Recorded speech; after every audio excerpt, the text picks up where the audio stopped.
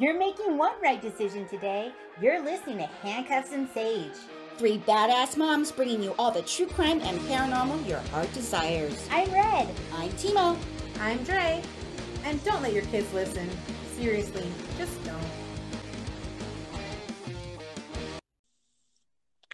Hey, everybody. Hey. Hi. Hello, happy Easter. Welcome. Welcome to Handcuffs and Sage. Thank you for joining us. This is Red. And this is Timo. And this is Dre. And this is Rock. Yay! We have Rock on today. How are you? Happy Easter. Thank you. I'm well. So I'm really excited about this. This is kind of last minute, but we are all very excited about this content. So it's a little different than what we usually do. Right. But we thought it would be fun to do some mini-sodes and talk about things that we've been seeing, on social media, things that I had never heard of before. And I know, Rock, because we are football family, Correct. right? Yes, our boys play football. We're football the cheering family. section.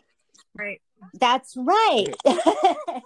And so Rock and his wife are just, really amazing parents and just lovely people and have just made football funner.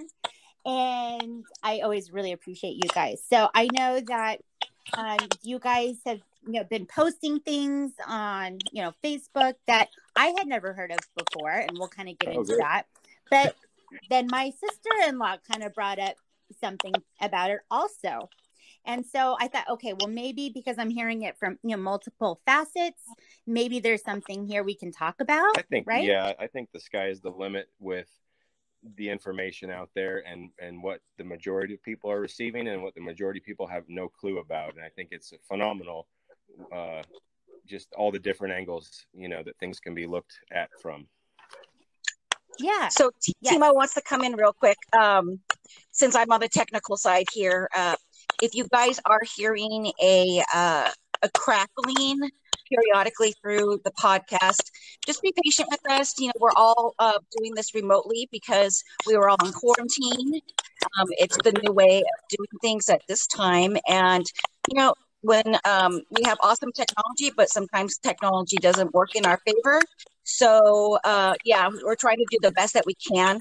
But believe me, this is going to be an awesome show. You guys just stick with us, listen, you're going to love it. And then I also wanted to say that I know Rock and his wife because I actually know his wife way before him and her got married and we're just the dating status. Our littles went to school together. So I've basically known her for about 15 years, I think. So, the good old days dating. Yeah, the good old days. Yeah. So, the good times. And it's just really cool that now all of our littles are big and they all go to school together. So it's it's a great way to rekindle our friendships.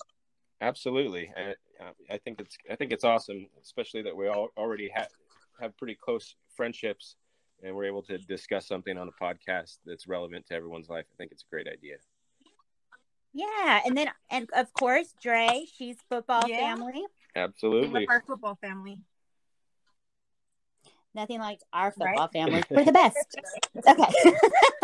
Better than the rest. Okay, so better than the rest. And imagine how good we're gonna be when our kids can go back to school. I mean, right?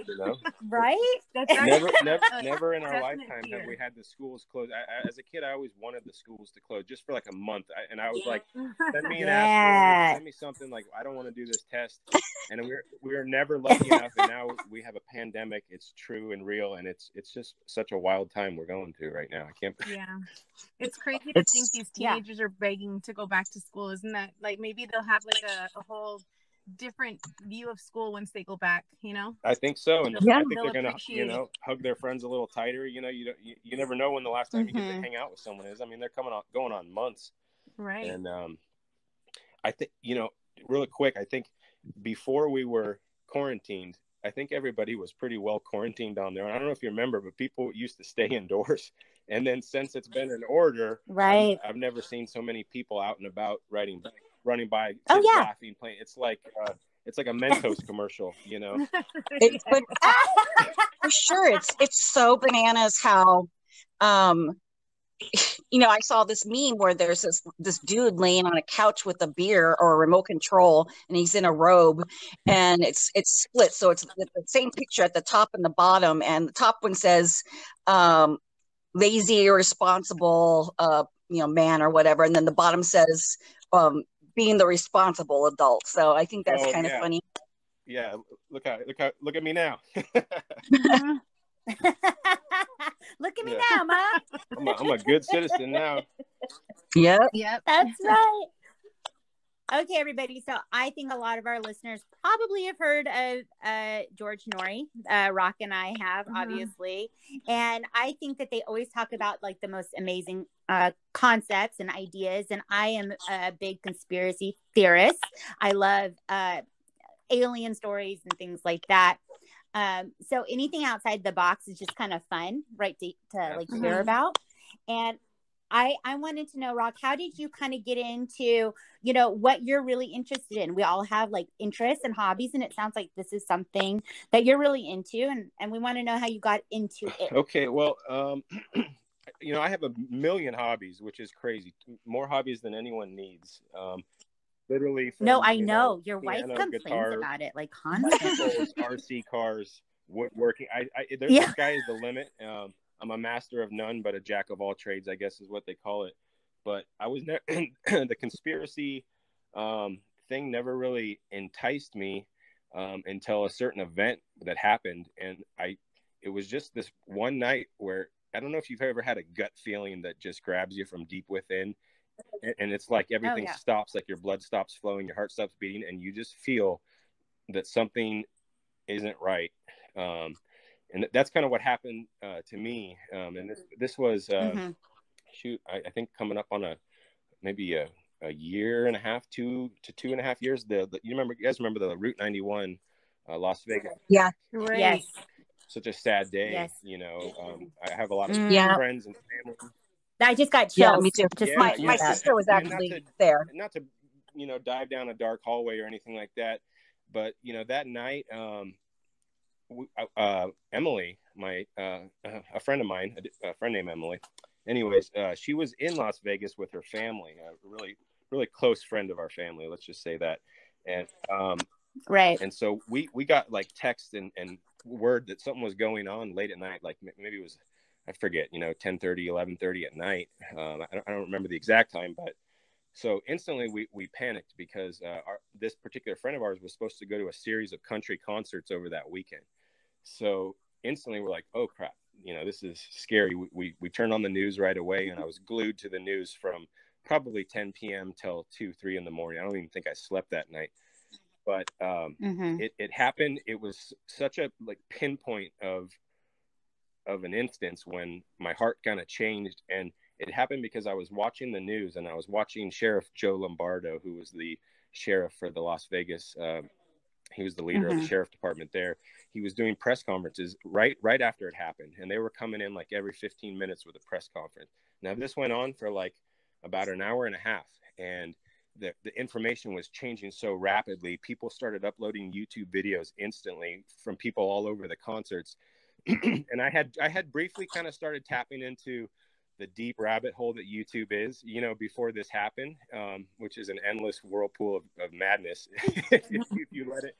But, sure, yeah, I was really of starting course. to get you can find anything. Yeah, comment reading and investigating off of different people's suggestions and just learning how deep you can really get. So, long story short, I was watching Sheriff Joe, and he was so transparent, and he was so you could see that he was a good man. You could hear it in the tone of his voice. Right. Anyone who you know, it's not what you say, it's how you say it. You can trust someone by the vibration in their voice. You know, if it makes you feel comfortable, you can feel with your gut. We have our gut feeling for a reason, I believe. And because it's our instinct. It's our, you know, so anyways, he was so transparent. I was admiring the guy. I was like, he's a great speaker. This poor guy, his poor community just got annihilated from what was told, you know, what was alleged to be from the window out of a nearby hotel, you know, like Al Pacino style, like a drug movie or something. I was just blown away at the actual story that happened. And so I instantly had sympathy for the man. And I was following it so like I couldn't even pull my head away from the TV. Okay, so this is what happened. The feds showed up, and the FBI, the ATF, you know, these huge agencies that respond to terror attacks. They didn't show up for about an hour and a half to 2 hours after the event happened. So preceding that moment, the information that coming out was so transparent, specific details, words of shooters, not one shooter, videos that were being sent and uploaded. While this is happening, I'm showing my wife, I'm like, you wouldn't believe the stuff that people are posting. And I was trying to go back on to show her these videos. And within 10, 15 minutes, these videos were being scrubbed from YouTube.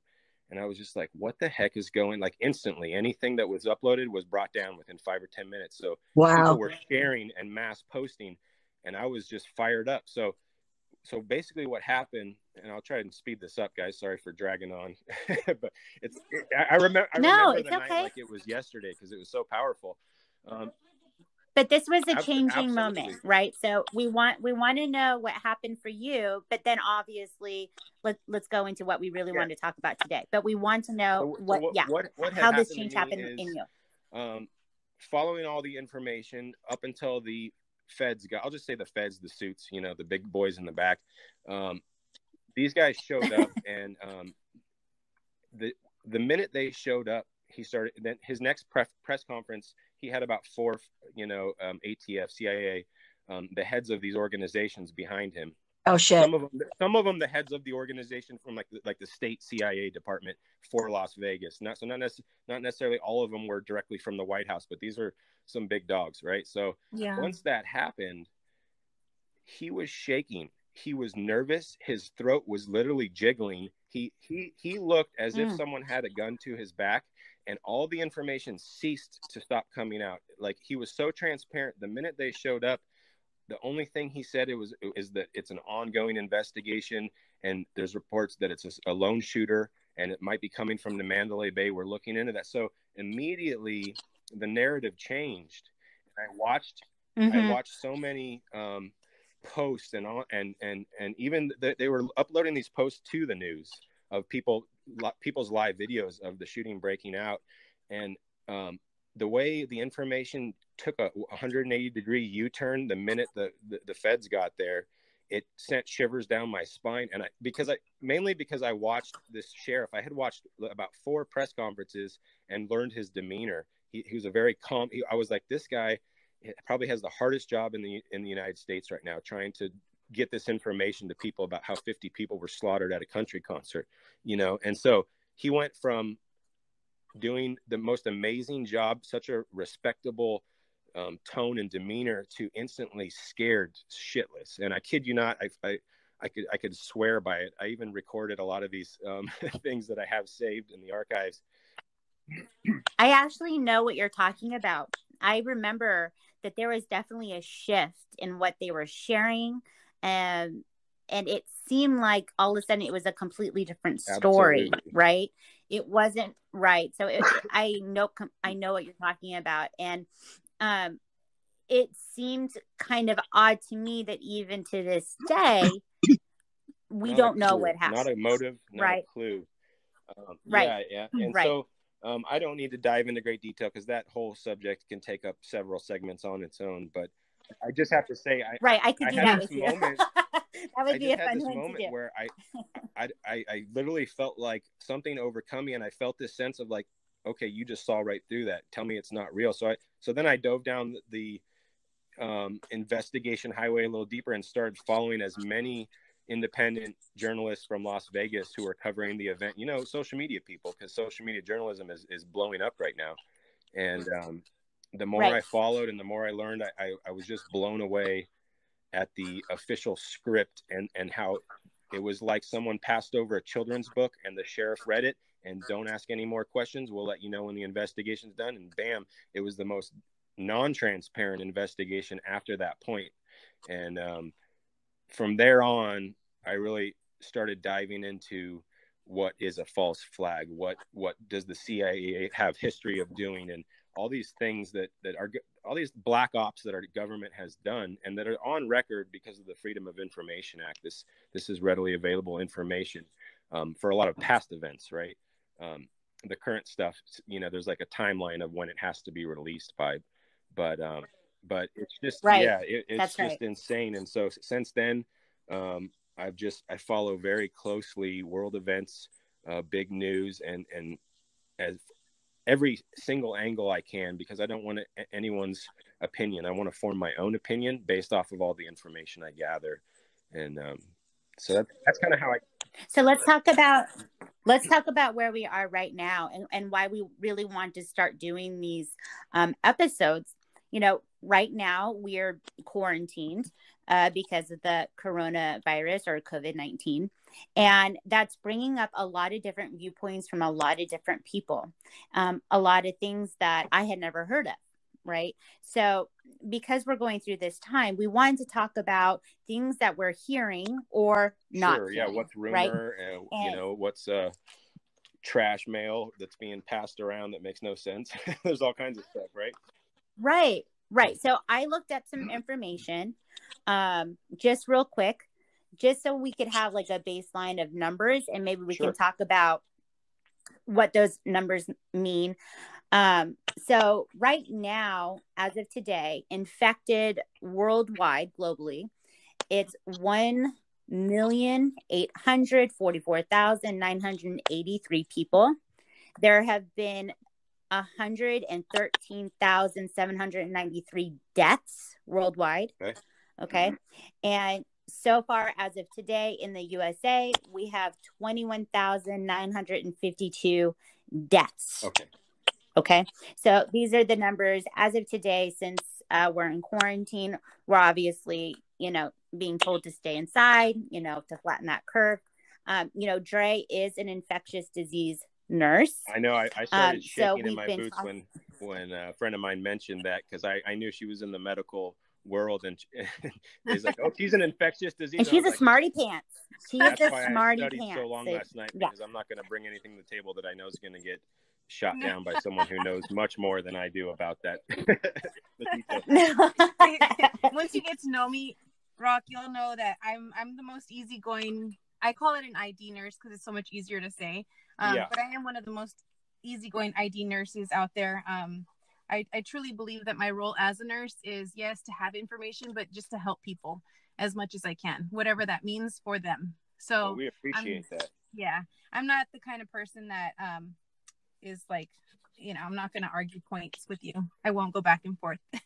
Yeah, no problem. And I'm not here to argue with anyone. Like, you guys are so awesome. You know, just to be here and share what I've learned, I don't think hurts anyone. And you know, I'm all about the information. I want to hear it all, you know? Yeah, totally. I'm pretty open. So let's have a starting point here. Okay. So I have heard recently, and I don't know if you've heard this also, you guys, that this could have maybe started in the USA as early as November 2019. I read that yesterday. You guys heard that? Yes. Oh, yeah. Okay. And that people, you know, had been sick, obviously not knowing what it was, right? November, December. I obviously think that I had it in February, and my lungs still are not recovered, right? And I am afraid maybe I have lung damage because my lungs just hurt, like nonstop, not healing at right? the rate it normally should. No, absolutely not. So this is kind of information we're hearing. We're now at the point where they're telling us May 15th, right? It's been extended to stay at home until May 15th. People now need to wear coverings, masks when they are out and about. And so this is kind of the state that we're living in. I work in an industry, and I don't know if I think you know this, the company I work for. We've been dealing with sickness since, maybe very beginning of February. Okay. Yeah. Right. But we had not heard of it in the USA. So even when I got sick in February, it didn't even dawn on me that it could be the virus. Yeah. Because it was just like a little tidbit. I barely even remember hearing coronavirus and really thinking twice, because anytime you hear, outbreak in China, you know, you're like, okay, I don't really have to tune in too much because it's so, far away. Right. It's in China. Yeah, it wasn't a big headline at all. And I'm glad you brought that up, because that's some of those things you just brought up are so important to where we're at today, is how it got started and all the stories that were given. I'd love to shed some light on that particular stuff. Yeah. I think that's a good starting point, where we think this started. And Dre, when did you first hear about the virus? We did hear about it probably the end of February. Yeah, like middle to end of February. And, we deal with a lot of infectious disease stuff. And so when it came to, well, this is happening in China, we immediately went to, well, the last time something like this happened was Ebola. And we're ready to go. Let's gown up. Let's do what we have to do. Let's prepare it like we did for Ebola.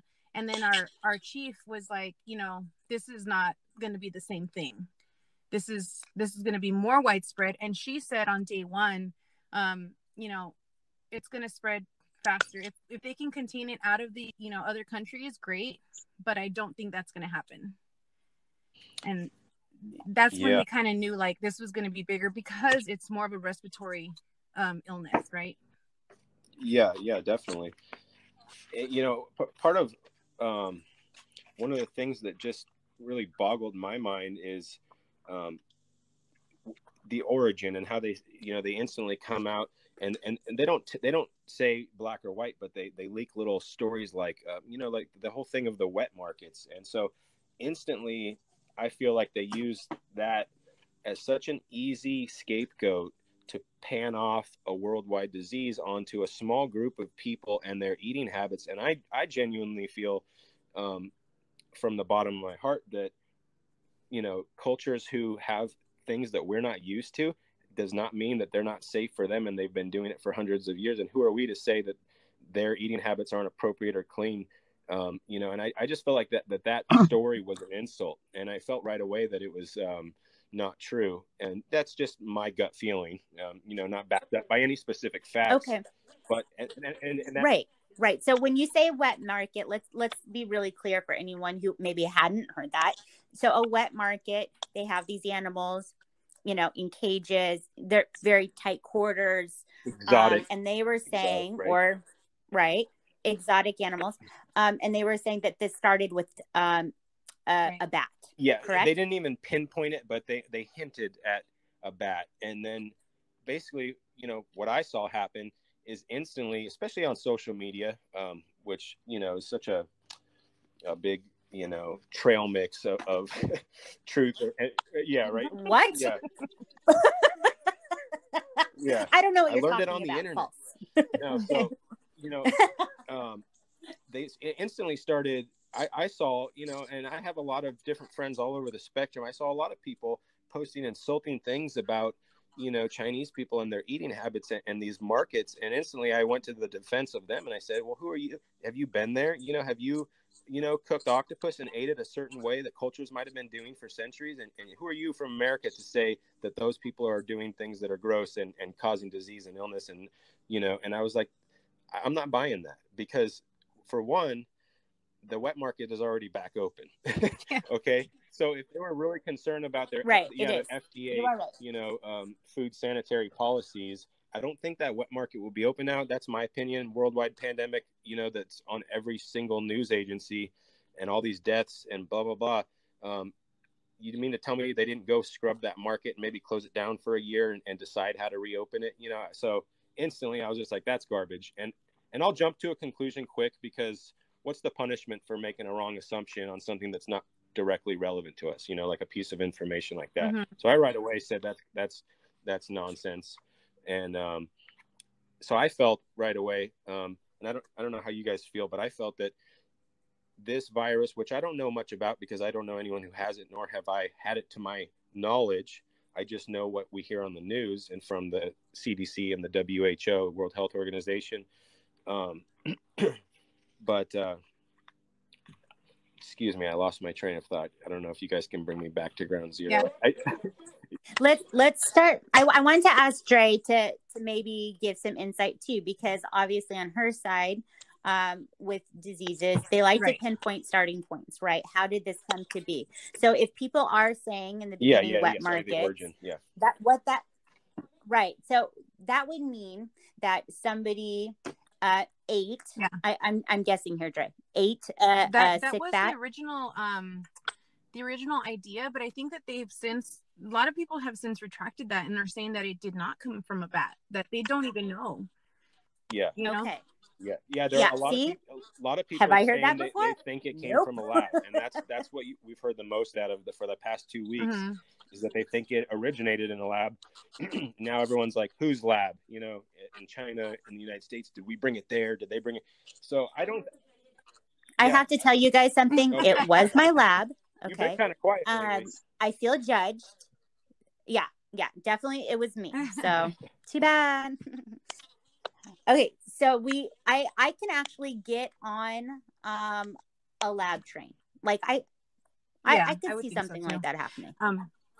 Do you have beakers? I could see that. And little Bunsen burners in the garage? Yeah. Oh, okay. Yeah. Well, yeah. For my lab. We can make some moonshine or absinthe while we're at Yes. I think it's a good day. Well, I'm drinking mimosas, so I don't need to make any moonshine right now. I'm actually banned from drinking moonshine because I almost ruined Christmas one year. Okay, so we wanted to go back. So they were saying possibly a lab, and that's what would be in Wuhan. I've heard that leaked a lot, and honestly, I think the origin, in my opinion, is kind of a waste of energy for even many journalists or even people like us to spend too much time. Mainly because, are we ever really going to know who created a virus that spread around the world? I think anyone who actually did it is either they're going to disappear or, you know, it's going to be blamed on a different person, because to figure out a piece of information like that, that, you know, CIA members and, you know, federal investigators don't know. It's like, it's just all a guess game for the general public. Yeah. Right. Mm-hmm. You know? Mm-hmm. Okay. And so we think it started from there. And here's another thing that kind of branches off from that I was thinking is, we got warning that it was coming to the States and to prepare, and it's going to be big. And the you know, that kind of language started pretty early, like prepared, like it's coming here. We know it's coming here, you know, like we have a schedule to follow or something. Yes. But what didn't happen is it didn't spread across China, and it pretty much stayed in Wuhan. It didn't go, and it might be spreading a little bit now, but initially it didn't spread all over China at all. Right. That's bananas. So That's I was crazy. Thinking, okay, people in China are more likely to travel all around China than I think go to every single country and every single state in the United States and somehow infect everybody and watch them infect everybody else. So I do have a number here, Rock. I looked it up. 9,000 people from China come through our ports just about every day. Up until obviously this happened, so we closed everything down. 9,000 a day, right? So that's absolutely massive. No, absolutely. I mean, right. That's a big busload right there for sure. Mm-hmm. It's a ton. So when you think about it not spreading, it being locked down to Wuhan, I did hear, and I don't know if this is true. I heard, it even sounds stupid even saying it, but I heard that they were welding doors shut. I've seen. Yeah, I have. Yeah, I've seen. Have you heard that about people like physically being locked in their homes? I would be skeptical. I wouldn't rule it out, but mainly because I think that would be in extreme situations, and somehow someone managed to nab a picture of a time when someone was welding a lock on someone's front door, and then all it takes is a couple goobers on the internet to start sharing that thing. It's viral, and everybody turns into a different fake news, you know, post or meme. And but what I did here, and I think this is one of the most important things about this whole situation, is what the public has to do to prevent this from spreading, right? And so it's the language going around, and it's kind of like I feel like we're being talked to like we're kindergartners. And I don't know if you've heard our local mayor or governor speak. Governor Gavin Newsom, I really actually enjoyed some of his speeches because he seems a little bit down to earth. Not my political party personally, but I thought I like Yeah, yeah. Can I be honest here? There's a movement now of moms who find him, you know, a hottie toddy with a naughty body. Oh, are you kidding me? Guys probably think he's hot. That guy, yeah, dude, that guy is Slick Rick. I can totally see him being into like bondage or something. Okay. Yeah, would I be interested? Sure. Okay. There's no judgment there. I do like listening to him and kind of getting some insight man from him. Yeah, he is a really good speaker though. He's yes. amazing speaker. Actually, I like him, and I've heard good things from people on both sides of the aisle about him, which was very reassuring to me. Because when you hear, like, say, a Republican congratulate a Democrat when they're typically, like, say, anti that, sure. It's a really good sign. The thing I didn't like is our local mayor Garcetti. When he speaks, he's also a little sharp dressed man himself. He's a little on the short side, but when he speaks, yeah, nothing with being short. It's like he's talking to a classroom of kindergartners, right? You know, and he's like, "Oh, my fellow Angelinos, you guys are doing so good," and you know, he's like, "If you stay in your home." And if you stay in your home and put blue tape at 6 feet and separate your family members, like, we could stop spreading this curve. We could flatten this curve even. And he literally, his language is so sappy and slow. And I'm like, you're talking to a nation of adults here. Like, let's ramp this up and get to the specifics here, you know? I also feel like with his speeches, they are more serious. And he's standing behind that dark lacquered than with Gavin. Wall. Who has walnut, you know, like, is he standing in like Thomas Jefferson's house? Like, where is that being taken? It's so dark. Where are like, you doing get some lighting and yeah, it's in his absolutely dungeon. A dungeon federal building. I'm like, you got to get a different backdrop. Go outside or something. You know, I don't know. Sorry. He likes to do it in the dungeon. I don't know.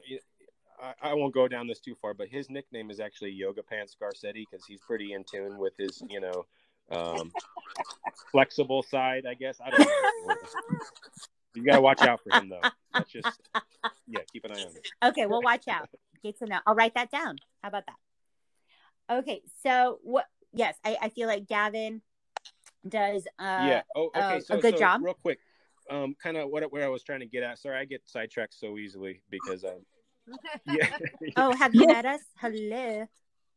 We're doing really good right now. I think, you know, one of the most important things that's coming out of all of this is the public obedience. And I think it can absolutely be a great thing to save people's lives if that's the way it's going down.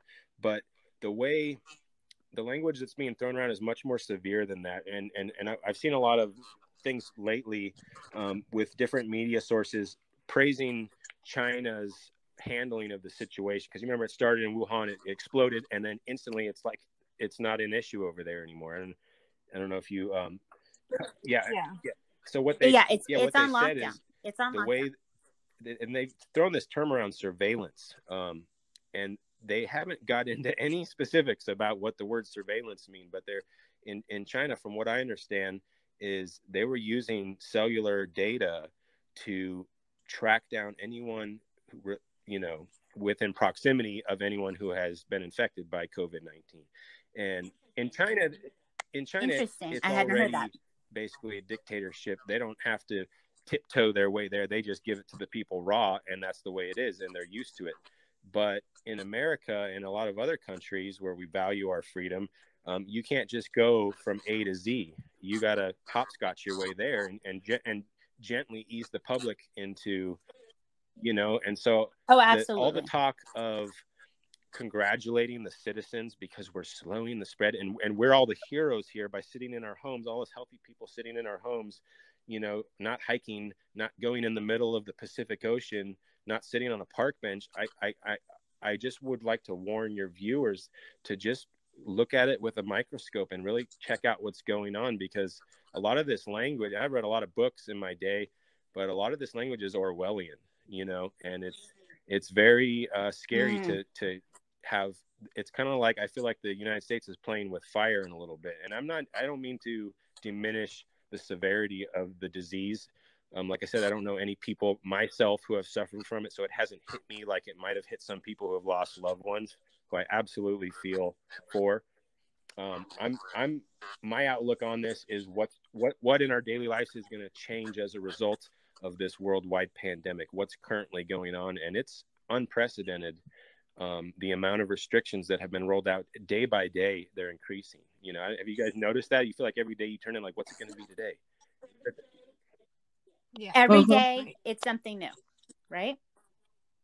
I was bringing this up with my husband the other day, that I'm feeling the same way. And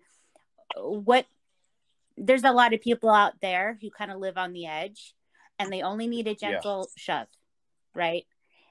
And I feel like that could happen with them, you know, continuing to extend. People will only take that for so long. Right now, we're still in the kumbaya, right? And, you know, let's all, you know, get a right.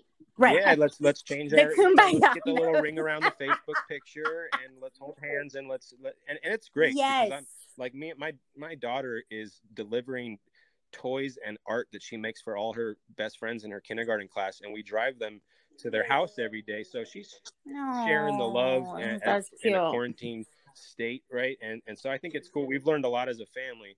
Mm-hmm. But aside from that, yes, it's just outrageous. I'm only 36, but not once in my whole life has this ever happened with churches closed, parks closed, trails closed. And the reason I am so amped up about this situation is because I feel like there's some knee-jerk reactions and policies that aren't necessarily going to make or break the numbers. And my personal opinion, I don't think if say you have 10,000 people and none of them are sick. Now, this is just what I've been thinking, right? So say you have all these people and they want to go on a hike on the top of a mountain in the wide open air, or they want to go on a swim in the ocean, and they go home and they stay healthy and no one catches anything. How can something like that be, how can the public be convinced that healthy people everywhere are spreading it to their grandparents, which is that's kind of been the story, is like, we have to protect the vulnerable because you're passing it around, but you don't know you have it. So something I'm glad you just said that, because I want to know what you think about this thing. And Dre, maybe you've heard this too. Okay. So asymptomatic people, right? People that don't show any symptoms, have a higher viral load for spreading the virus. I have not heard that, and that actually goes against what like an infectious disease does. Like if you're let's talk about HIV for a quick second. Okay. If an HIV person is asymptomatic / undetectable, and they have unprotected sex with someone who does not have HIV, they are not spreading it to that person. So many studies that show that couples in Africa who are, one person has HIV and the other doesn't, have unprotected sex all the time. And that other person never contracts the disease. Mm-hmm. So it's kind of like, you know, it's one of those things where it's that right there is the opposite of what actual studies of infectious diseases are proving. So is that Dre, is that kind of that's why I want to ask. You know, your community, the health community, like that, because I mean, growing up as a kid, we were always told, you know, once your symptoms kick in and you got snot and boogers and a cough and all this, that's when you're the most contagious. No, correct me if I'm wrong. So when it comes to like a regular cold, you're more contagious like the day before you actually show your symptoms. That is the truth. That is like something that has been proven to be true. You know, because I could get sick and then start showing like symptoms, and then I'll stop hugging and kissing the kids, but they're going to get sick because I kissed them yesterday, you know? Yeah. It's like it was too late. Shoot, when was the last time I kissed them? Yeah, I know that feeling, and that haunts me because my little guy has a health condition. So I'm always like, oh, shoot, like I went to Home Depot for work. Did I wash my hands? No. Oh, crap. And then I touched his face, and I'm always like that. So it is scary to think You're about. You're living my life. The thing I struggle with is, you know, it's been a month now of isolation for the most part. Most people have pretty much been at home.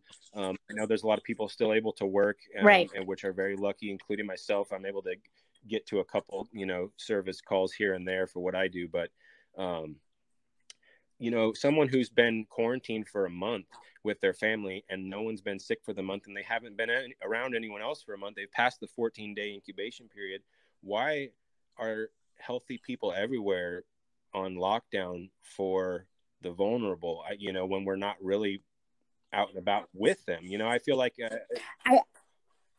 I wanted to ask that too. No, you made a really good point. You made a really good point because they're saying, Dre, right? It takes 6 to 12 days. Is that right? 6 to 12 days, for symptoms to come out and about. So if we've been inside for a month, like you said, and people aren't getting sick, do you think, and some people are thinking this, that it would be okay to return to, you know, normal life or to work if they think that you're not going to get it or pass it on?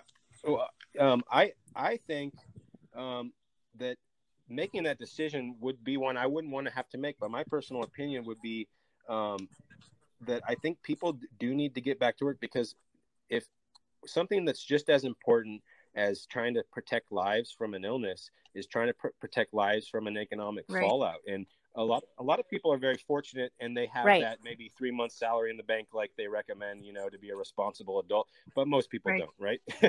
Yeah. We don't. And my husband, you know, obviously is not working now. I'll probably lose my job this week, right? That's a reality for us. And I think a lot of people are in the same boat. We're going to get to that bridge where it's going to start being a lot less comfortable if they keep, like, if May 15th comes and they're like, you know what, we're going to need another month and a half. People are going to start getting angry. The kumbaya is going to disappear. And so, you know, it's super tough. I think that idea of getting people back to work is very important, and our jobs and livelihood shouldn't be taken so lightly. Like, well, you can just keep waiting. Well, no, a lot of us can't. You know, a lot of people right now are working technically illegally. You know, I read the state orders on what's an essential worker, and I see people all over, even working for the city, doing tasks that aren't essential to daily life. Cutting the grass, unfortunately, isn't essential to daily life. Your grass can grow long, and the world will keep turning. But it's just crazy how they decide who gets to work and who doesn't. It's really, in my opinion, it's not fair. And I think this needs to be really with, you know, you got to use the fine tooth comb. Is that what they say? Yeah. Because we're watching our freedoms disappear and change. And can we talk about and that's something I would love to get some info on, because it's just a new term for me. I've heard a little bit about it, and I've heard them saying they think California has it. But Dre, what do you think on that? Can you say that again? I've never heard that, and I just want to make sure I heard you right. You what was it called? Red? Herd immunity. Herd, like a pack, you know, like a herd of cattle. Here's the thinking, right? Gotcha. Okay, I have not heard that before. This is what herd immunity is. It's basically like, you know, if my child is allergic to the flu vaccine, he can't get it, right? And so as a mom, I'm counting on the majority of the population, this herd, to receive the flu vaccine so that he will be then immune due to the herd immunity. So like everyone else has it, nobody's getting the flu. That's great, because then they can't give it to him. So that's herd immunity. So, you know, interesting. Okay, I didn't know it was that. So it's a lot looking out for those who can't receive. It's like, you know, my son just turned 1. He could not ever get like the measles vaccine or the chicken pox, but measles came out when he was like 6 months old at Disneyland, and we had just been there, and it freaked me out, you know. So there, I'm hoping that you know, the herd immunity is going to save him at that point, and that we didn't get in we didn't touch the measles vaccine. It didn't reach him, you know, and that's what we're hoping for. So when little outbreaks like that happen, it really freaks people out, because babies can't get vaccines, you know. So you're counting on herd immunity to save those babies and those older people. Yeah, I think that's important. The thought, I mean, the thought of having, okay, if they came out today and they said, hey, we have a vaccine. Everyone needs to get it. I wouldn't have reservations. That would freak me not. Out. We should always have. Okay, so we're all on the same page. The choice to inject ourselves with whatever the hell we see fit, because you cannot. You know, the minute there's a forced vaccination, you really got to question everything, because. Yeah, but that you know what? Freak me out. Here's the scary part: we're so close to that, and part of what I keep talking, when I keep saying language, when I watch the news, I don't just watch it. I pay attention to the headlines and the things that they repeat over and over. Sometimes you watch a news channel, and they'll be talking about a sports team, but in the lower bottom hand corner, there's a headline of the top story, and so say, you know, it's Trump eats his sandwich upside down. Say that's what it said, right? So that'll be in the lower corner, and they'll talk about the whole news. It's a great story. They'll eventually get to that story, but they leave it on the bottom of the news station the whole time, and because it's getting in your mind. And so a lot, like with the language in LA, the mandatory face coverings, right? They're doing now for businesses. I think it's going to be LA County wide, where to go into any public business, a grocery store, and buy goods, you have to wear a mask, and also to sell goods, you have to wear a mask. So right now we have, and that's such a whole nother topic to dive down, is what happened with the mask. Did that drive any of you guys nuts, hearing the public officials flip-flop on their mask suggestions? Oh my God, as a nurse? I mean, Dre, what do you think about that? I was so pissed. And so I'm still pissed at the mask thing, okay? Because right now, like, the right there with you. recommendations were that we are to wear the mask as a single use and then throw it away. Now, that's the safest, like, most logical thing for us to do. And now we're being asked to use that same mask, not just all day for the 8-hour shift, but to then put it in a bag, blow dry it, and then use it again. Like clean it, blow dry it. Oh, okay. So single use means I'm going to use it for the 10 minutes that I'm in front of that patient, not for 8 hours of my shift. And I can tell you that there are multiple healthcare professionals who cannot stop touching their freaking mask. And it drives me crazy, because I know, like, it's this. Yeah. If we're so afraid of this coming into our system, you just put it on your hands, and you're constantly touching your face and your cheeks and your ears and your hair. I'm like going nuts about it, you know? Yeah, I'm livid about the way that happened. Right? Okay, I had another one of those instances where I felt gripped by what I just saw on the news. The only reason I watch the news, I think, is to get angry. I don't know. Maybe I enjoy it, because I don't trust. Just to really piss you off. They're feeding the public. And so they came on. It's addictive. I don't know if you guys remember. It really is. They specifically said, we do not encourage the public to wear a mask. Number one, you're going to touch your mask. Number two, you're not smart enough to fit your mask to your face, or it needs to be custom fit, like the healthcare workers have custom sized masks, right?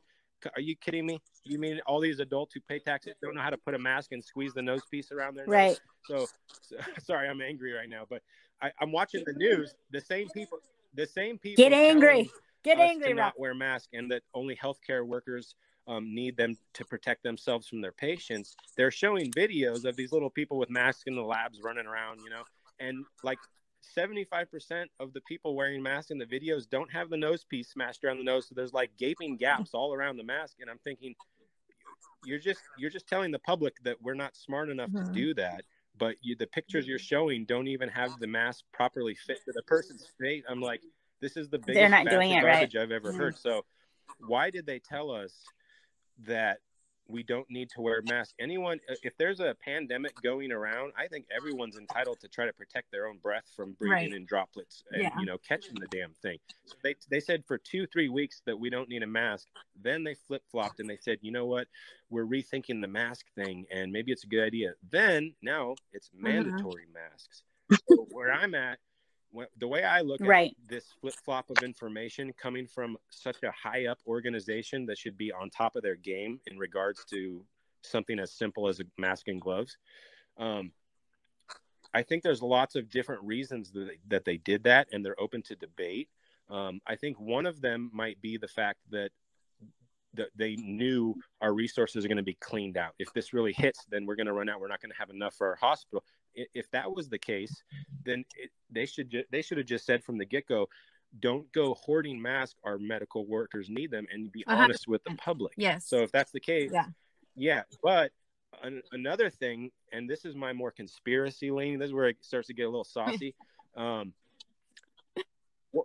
What if you're so saucy? That's what I tell everyone. He's saucy. This contradicting information back and forth. So now that they're telling everybody mandatory masks in public, that's what I'm hearing.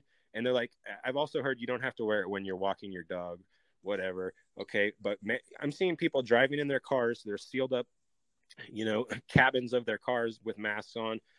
Everywhere I see, everyone's got a mask. Yeah. And you know what that does to everybody? That instills fear. Everywhere you go, it's apocalyptic. You feel uneasy. If you go to the grocery store, people look at you funny.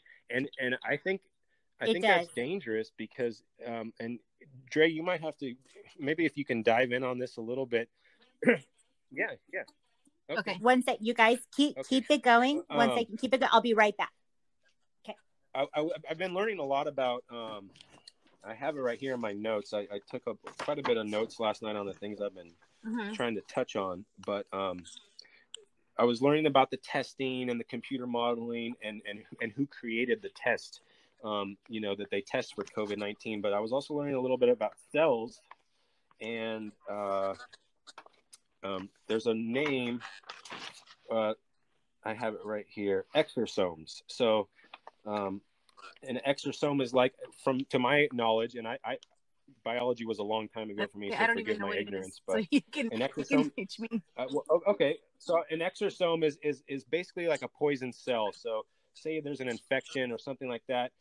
It's when your cells start informing all the other cells that there's a big problem, and then your body might trigger a fever to try and, because a fever is meant to kill bacteria or virus inside your body. That's why your body heats up, right? It's kind of it's an immunity mechanism, if I'm not mistaken. So what I've heard, and this is, I won't get into all my sources just yet because this is from a lot of different people, a lot of doctors and doctors in the UK and the United States, that when there's mass fear and paranoia, and not in all people, but particularly the fragile, the older, is that these fear and stress, along with, there's a whole list of things, fear and stress, toxicity, disease, infection, electromagnetic fields, radiation, Wi-Fi, things like that. A lot of these things can all trigger poison cells. These exosomes is what they're called. And when that happens, you can develop a virus, from the cells in your body. Like when people get sick, say someone, stays up and goes drinking or too many nights in a row and they lose their sleep, and all of a sudden their body just shuts down. From your medical point of view, when that happens, do they develop a virus? Do they develop a bacterial infection? What is that when you just get sick when you don't catch it from someone, when your body just shuts down because you haven't taken care of it? I think that's something that's really interesting, and I've always wondered that. I don't have any scientific proof on this or anything, but I always feel like your body is so busy and so tired and so weak because of whatever you've done to it physically that they don't, it's like it's so tired, the cells are so tired that it allows for whatever bacteria that would normally your body would normally be able to fight off, for that to come through. Fight it off. It like weakens. Exactly. Really, and that's the only thing that I can think of, because it happens a lot. I feel like a lot of the stress that the nurses and the staff that I work with have been experiencing on a daily basis, mental exhaustion, not being able to sleep. Every health worker right now has insomnia because we're having nightmares. And I think that it's like it's a bomb waiting to go off at this point, because we're all under so much stress. Did I touch that? Did I touch my face? Can I eat that? Like, no one's eating at work. No one's, we're not in our normal routine. Let me ask you a question that is, I'm so glad that you're here because of the fact that you work in these situations. The majority of the fear and the unease, is the majority of it due to the way this virus is being sold and the contagious level that it's being sold? or is it due to the hospitals overflowing and patients up lining out the emergency room door? What's worse if you could pick one or the other?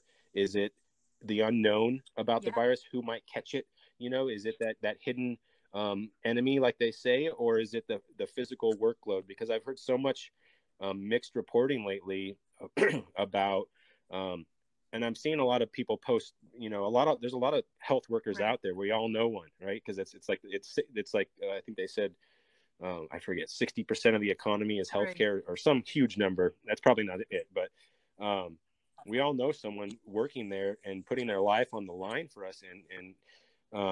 But I've also seen a lot of mixed reporting about the hospital capacity, and are there people piling up in the streets waiting to get in? And then lately, a lot of independent reporters have been posting things showing that not all these hospitals are full, and, you know, just different angles. So I don't know, because I'm staying the hell away from a hospital unless I absolutely have to right now.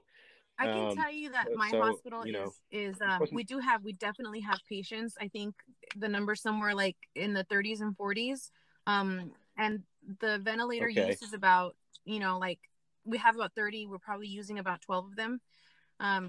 So these are the number of patients that are possibly in the hospital at this moment in where I work. Each hospital is different. I know that LA is a lot more hard hit. Like there are certain hospitals are definitely having a harder time with this, and a lot more patients. To the numbers of like 70 in, where we only have room for like 300 max, you know. They kept saying that we're waiting for the surge to happen, and that the surge was going to happen. I know that they had pinpointed like Good Friday as surge day. I haven't been to work since Friday, so I don't know where we are. I haven't looked at the numbers today. I don't know where we are there. But I have to say, like, to go back to your question, I think the fear is the unknown.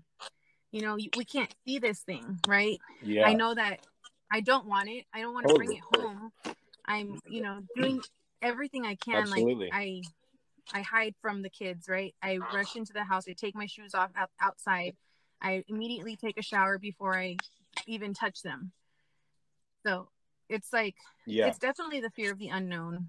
But like I said, like we're not eating because we don't want to touch something and then accidentally put it in our mouth, you know, or eat it.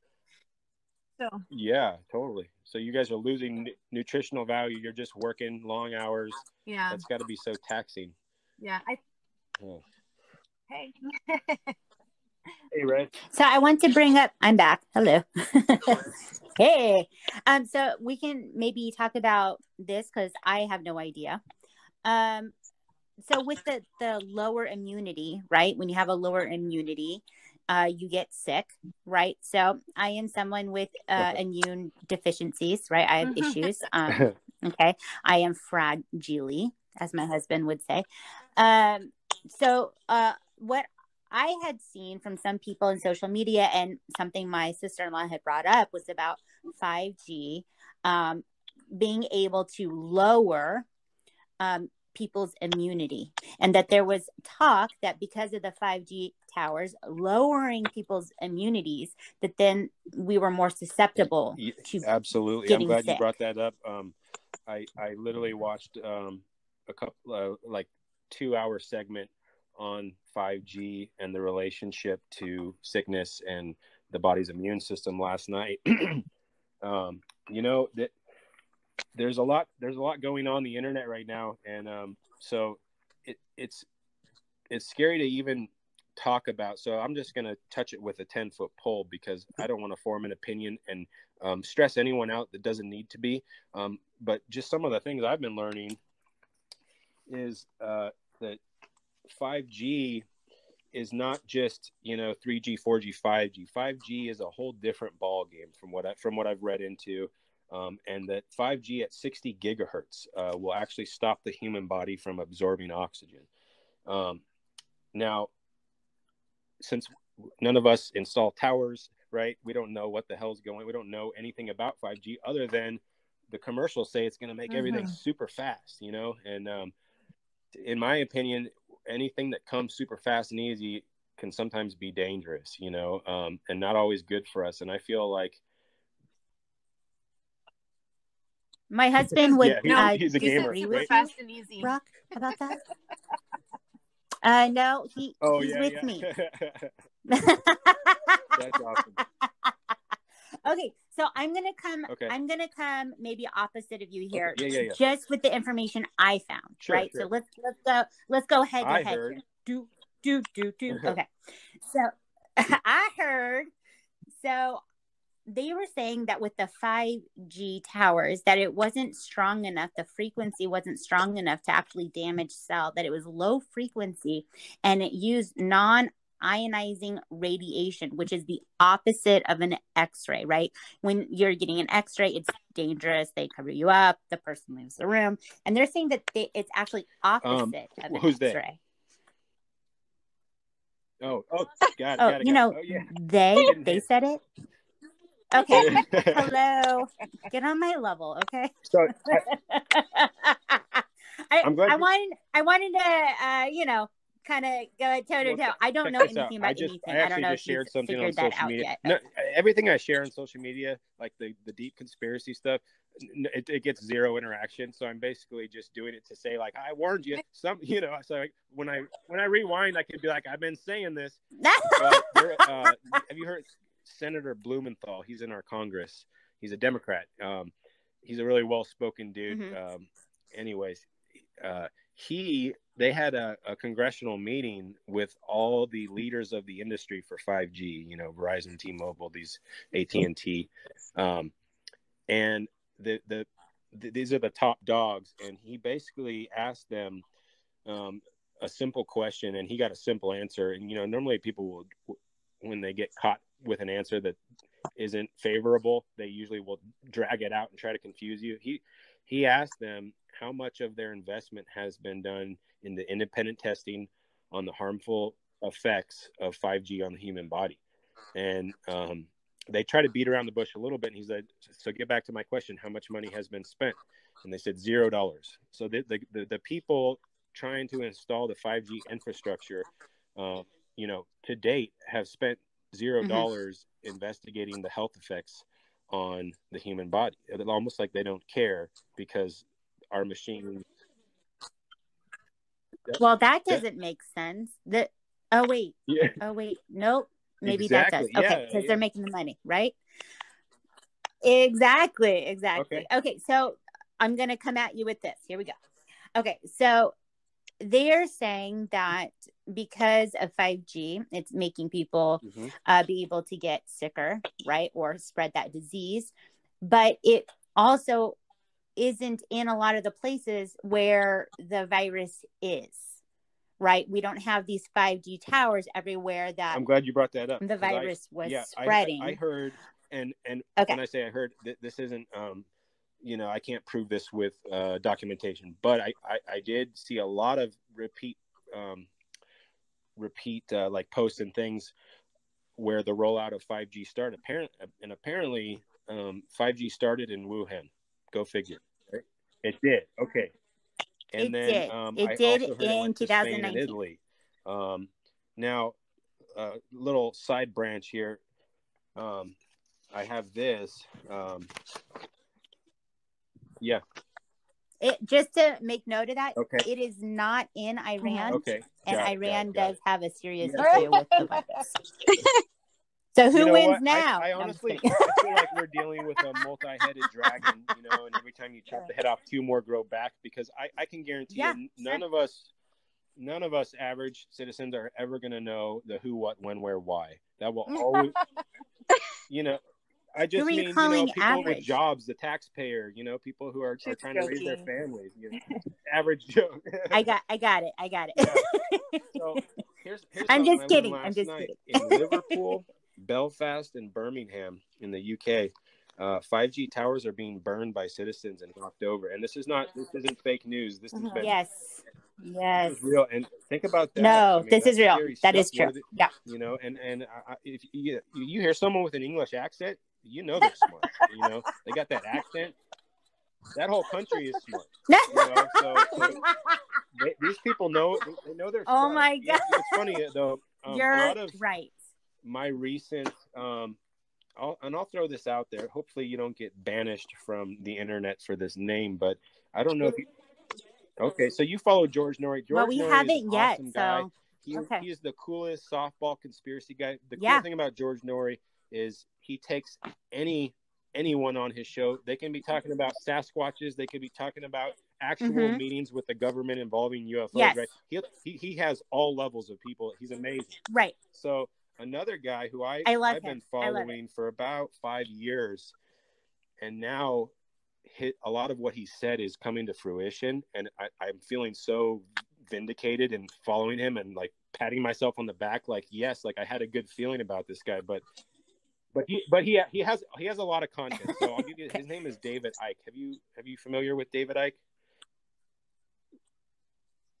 I saw an article on David Icke. I didn't have time to do a deep dive when into there's him. People out there, conspiracy people who write books and things like that, if you say use Google, and Google is, in many people's opinion, a very, very biased search engine. So if you Google some of these people, you will get the most insulting, off the wall coverage about them. So like, say this person, has a long history of covering events and being spot on and predicting things in society. They've happened. But then one of his stories is about shape-shifting lizards, for example, right? You Google it, you're going to find, all you're going to see is shape-shifting lizards. David Icke thinks you're a lizard. David Icke sleeps with lizards. You know how that goes, right? So what you, and the same thing with you guys. Sure, of course. He's a pretty far out there dude. Yeah, maybe. So, who? I don't know if you remember I'm in kidding. The media, even Hillary Clinton and some other people were bashing Alex Jones on like all the time, and they'd say things like, "Well, you know what kind of people like him? People who like Alex Jones, And so what they do to conspiracy theorists, they don't come at them with facts; they come at them with insults. So one important thing, and that this could take us into many future. If you guys enjoy my, me being here. A lot of the things to really look for is when the good information, they don't want it out there, and they ridicule the people who create it. So if you notice, some of the best arguments people have against conspiracy theories are just calling them a conspiracy theorist. They come with no facts. They only come with insults. So along that lines, David Icke is Icke is his last name. He used to work for the BBC, the British Broadcasting Company. And he was one of their primetime journalists, and he watched government corruption. He watched elites who own the media corporations and pull the strings, and he got sick of it. And eventually he realized he wasn't a journalist. He was just a parrot reading a script. And so he left, and he started his own personal investigation. And now he has a huge following. He writes books, sells books, and he does podcasts and things like that. But it's crazy because I feel like I watched him come into the spotlight about 5-6 years ago. I started reading some of his books, and there was so much good information. And then all of a sudden he's kind of in the spotlight. He just released a podcast with a man, and it got like 10 million views within a couple of days. And then they started, yeah, go ahead. Do you know, I'm sorry. What is the name of that podcast? Do you know? It's on, you can find it if you search the web deep, but it was on a website called londonreal.tv. And the podcast was how COVID-19 will seize your rights and crash the world economy. I think that's what it was called. Okay. Well, that's kind of on the nose. Yeah, I think that's what it was called. But holy shit, if you listen to this, he's such a good speaker. The reason I got sucked into him is because of the way he talks. It's like you ever met someone's grandpa who is like super smart, and they love having family over, and they'll tell you all their stories growing up, and you're just like, what a great person. Grandma or grandpa, whoever it may be. Yeah. But there's some people, when they speak, you can feel that it's from their heart. They have nothing to hide. They've already been like this guy, for example, has already been publicly ridiculed and made fun of, called a conspiracy theorist. And he said, you know what? I don't care. I'm going to be who I am. I'm going to investigate what I investigate, and you can call me whatever you want. I'm still going to put it out there for those who are interested. So part of the reason I follow him so closely is he stopped giving a crap. And that's why so many. You know what he does is he does what he Yes. wants, and that is also That's great. our That's what slogan. it's all about, because you have to. You know, we live in America. And you know, it's the greatest country on earth because of the fact that people can be what they want to be. They can start whatever business they want. If you want to figure out a way to make $1 million selling crafts or selling hot rods or whatever it is, you can do that. You still, well, maybe someday soon. But I think people take it for granted what we had. Now that it's gone, I'm hoping people really realize what we're missing out on. I don't know. What do you guys think?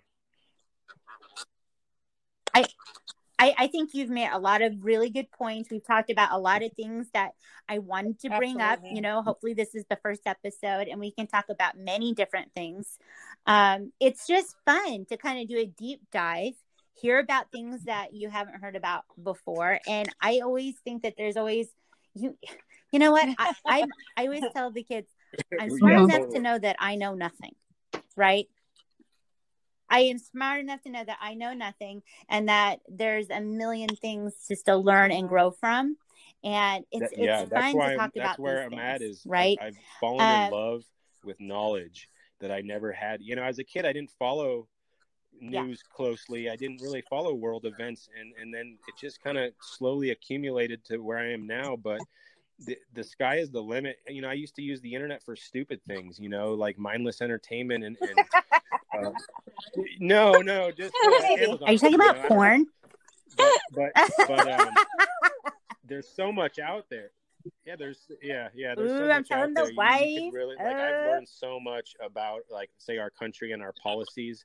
And when I talk to people, they're like, "What's wrong with you? You're weird." I'm like, "All right, cool. Yeah. That's good." Yeah.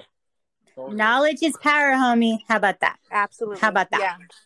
Okay, this was a lot of fun. Absolutely. I really like enjoyed it. Did you guys have have fun? Up a little bit as we were going too. I don't know if it did on your guys' end. Yeah, no, it sounded really good. So we're going to do our sign off. So at the end here, Rock, what we do is we do our like little slogan. But I really appreciate your time. Today is Easter. So awesome. And you did this so last minute. Thank you guys for having me. I hope I didn't it was so nice. Get too crazy. We're terrified. We are terrified. Yeah. Yeah, we want to hear more. So we want to figure out our schedules. We'll talk about that later. Yeah, thank you. So thank you. Easter, like, really. Say hi to all the family for me. And Timo, say hi to Mom for me. Yes, oh, I will. Absolutely. She loves you. Okay, bye, all Rock. right, guys. Thanks again. Bye-bye. We'll see you. Bye. Okay. Bye. Yes. It's that time. Okay, everybody. It's that time. We do what we want. Yeah, we do.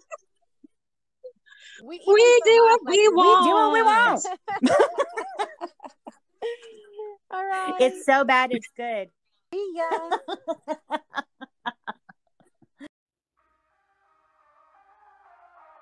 Handcuffs and Sage is hosted by Red, Timo, and Dre in a shitty guest room in Los Angeles. Theme music is Leave Now by We Are Wasted. Cover art done by Megan Winchester. Follow us on Instagram, Facebook, and Twitter.